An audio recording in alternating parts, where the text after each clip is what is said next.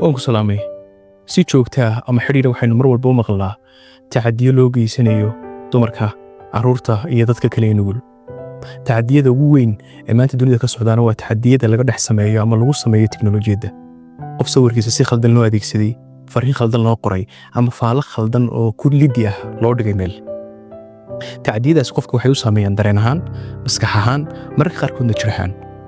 Qofka marka loo reebo faallo ka warramaysa jirkiisa, marka loo reebo faallo ka warramaysa dareemadiisa iyo siduu u soo bandhigayo, marka loo reebo faallo ku saabsan maskaxdiisa iyo fikirkiisa, waxay u taameyn karaan siyaabo toban.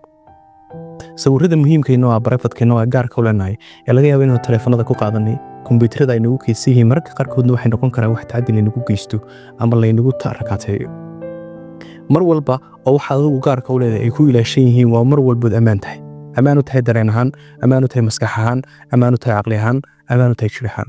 Si walba xiriirada kala duwan aad leedahay, hadday noqoto kuwa walaalnimada, hadday noqoto kuwa saaxiibtinimada, iyo hadday noqoto nooc walba oo kale kuwa shaqada iyo kuwa waxbarashada iyo kuwa deriskuba ku jiraan, mar walba waxay tahay waxyaalaha aad gaarka u leedahay inay ku ilaashanaadaan oona cid kale gacanta u gelin si aanay dhibaato kaaga soo gaarin.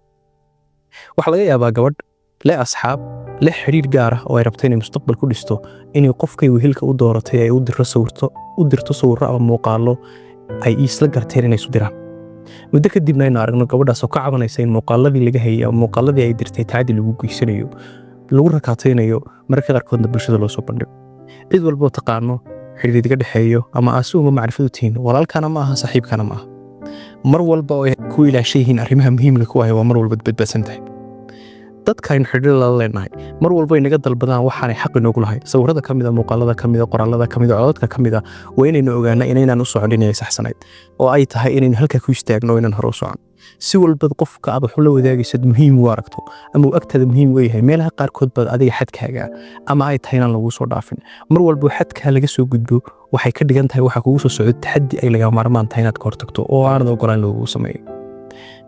Bini'aadamkuna meel walba taagan yahay waxa uu in yar khatar ugu jiraa inuu shar la kulmo mar walba oo uu sii faafo ama uu sii furfurnaado ama uu sii dhex galo dadyo kala duwan. Siyaabo kala duwan bay ku saameynayaan, kalsooni badan bay dhexdiina ka abuurmayso, taasaana laga yaabaa inay sidoo kale isu rogto. Tacadiyada badan ee hablaheena iyo carruurta iyo dadka nugul la kulmayaan waxa ugu wanaagsan ee kaga hortagi karnaa waa inaynu yarayno waxa dadka kale naga gaaraya, waa inaynu yarayno waxa dadka kale naga imanaya, waa inaynu yarayno waxaynu dadka kale la wadaagayna nooc walba noqdaan.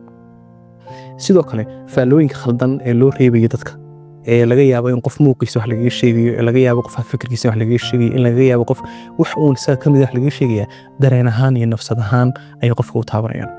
Mar walba waxa fiican wixii aynu diidnay inaynu diidno qaab quman oo qofka wax yeelayn, laakiin ka tarjumay ra'yigeena iyo aragtideena, maadaama waxyaalaha public imanaya ay ra'yigeena iyo aragtida u baahan yihiin, laakiin si qaabka quman ay tahay inuu sheego. Ilaashano dadka kale ee bini'aadamka dareenkooda sida dareenkeena baynu ilaalinno oo aynaan u jeclayn in cid kale naga soo gaaraan wax lidi ku ahaan kara dareenkeena iyo caqligeena. Suuqyada markaynu marayno waxaynu u baahannahay inaynu bini'aadamka nabadgelino. Gabadh jid maraysa, ilmo yar meel maraya, aan hadalkeenu gaarin, gacmaheenu gaarin, wax uun kalena aynan kula falgelin. Dhammaan arrimahaas oo dhan waxay noqon karaan tacaddi cid kale dhibaato u geysta. Talada ugu dambaysa ee raba hablaheena qaaligeena u soo jeediyaan waxa weeye xiriirkaagu si walba muhiim u yahay, saaxiibkaagu si walba muhiim kugu yahay, saaxiibadaadu si walba muhiim kugu tahay, walaalkaagu si walba muhiim kaga yahay. Ilaasho waxyaalaha gaarkaad u leedahay. Si walba ay tahay cidna hala wadaagin, waxay dhici kartaa berito in lagu rakaatay si kale lagu adeegsado kadib dhibaato ka soo gaadho.